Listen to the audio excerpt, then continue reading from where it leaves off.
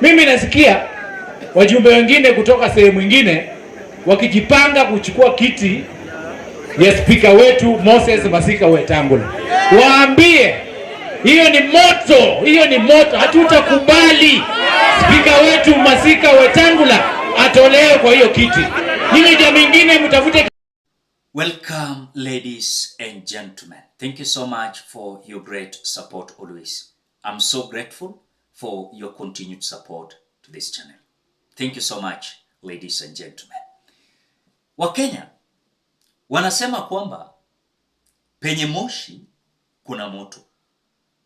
Penye moshi kuna moto. Na penye nia kuna njia. I'm telling you, the impeachment of Wetangula iko njiani. And it is going to be noisy and messy. I've listened to the deputy governor of Kakamega, Ayub Savula, coming out to say kwamba anasikia watu fulani kwa region fulani, they are planning to remove Moses Masika Wetangula as the Speaker of the National Assembly. Guess what? Ayub Savula anaambia hawa watu, na unawajua ni akina nani? I analyze a video here telling you Kenyans. ODM party met in Mombasa. And according to the intelligent reports we received, kwamba walikuwa wanajipanga and they are warming up to get the seat of the Speaker of the National Assembly. They are claiming kama si hao kuungana na MPs wa William Ruto, Rigathi Gachagua angetolewa. So they are demanding a bigger stake in this government. And by having bigger stake in this government, they want the position of the Speaker of the National Assembly. Na wanataka ijazwe na Otiende Amolo. Na hii ndio kitu iko behind the scene. But to them, wanaonyesha kwamba hawana haja, lakini ukweli ni kwamba there is a grudge in between the ODM members of parliament and Moses Wetangula. Secondly, Wetangula hasha make grudge with some members of parliament coming from the mountain. The same to Ukambani, some members of parliament who are allied to Kalonzo, they will come out and remove Wetangula. So what Savula is saying is that the removal of Wetangula is not only going to be messy, but is going to be noisy. I want you to listen to an inclusive video of the Deputy Governor of Kakamega, Ayub Savula, coming out to deliver bad news to Raila Amolo Odinga's MPs. But before we do that, ladies and gentlemen, as you always do, just do me a favor, ensure you like the video. When you like the video, you automatically support the work that I'm doing in this channel. Because sometimes you watch the video and you forget liking the video. This is just a reminder. As you watch, ensure you like the video. Thank you so much for that like. Let us listen to the Deputy Governor of Kakamega, Ayub Savula. Mimi nasikia wajumbe wengine kutoka sehemu nyingine wakijipanga kuchukua kiti ya spika wetu Moses Masika Wetangula. Waambie hiyo ni moto, hiyo ni moto. Hatutakubali spika wetu Masika Wetangula atolewe kwa hiyo kiti. Nyinyi jamii nyingine mtafute kiti kingine kwa serikali, lakini kiti ya Speaker ya National Assembly ni kiti ya Mheshimiwa Moses Masika Wetangula, na sisi tutasimama na yeye.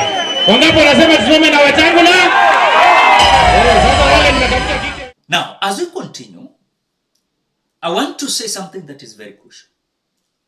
Wakati ule Azimio tulikuwa tunaandamana, you saw Raila Odinga coming out to say Wetangula is illegally the Speaker of the National Assembly.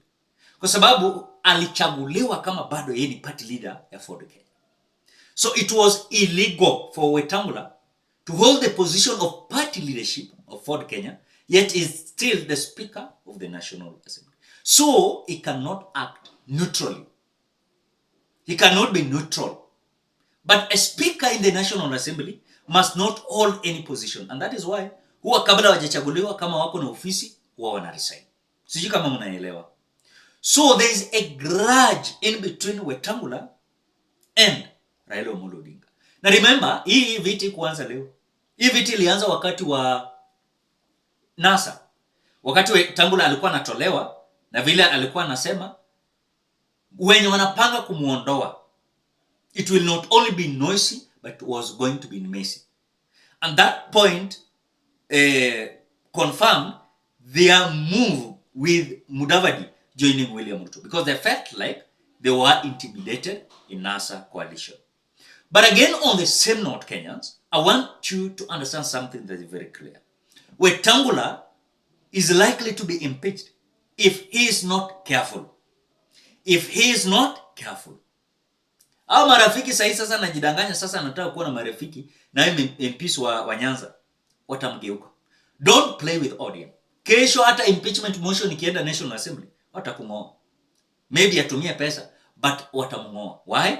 Because the unity of ODM, members of parliament mostly coming from Nyanza, then MPs from Ukambani, then some MPs coming from the mountain who felt like yeye alikuwa anaongoza sana impeachment Rigathi Gachagua. Wetangula atatolewa. So as the chaos are now erupting, in between these members of parliament, I'm telling you, inaenda kuwa fire. Now watu wanaenda kuvurutana, not only in the National Assembly but in the Senate Assembly. It is not going to be as easy as you think. Kwa sababu wamesahau kile ambacho walichaguliwa wafanye. Sasa ni kulimana, wacha walimane. And that is why I'm telling Kenyans, wakati wanalimana, sisi tuongoje 2027. Tusipige kelele, tusiandamane, tuongoje nini? 2027. Tukanyage vizuri hao watu waende nyumbani.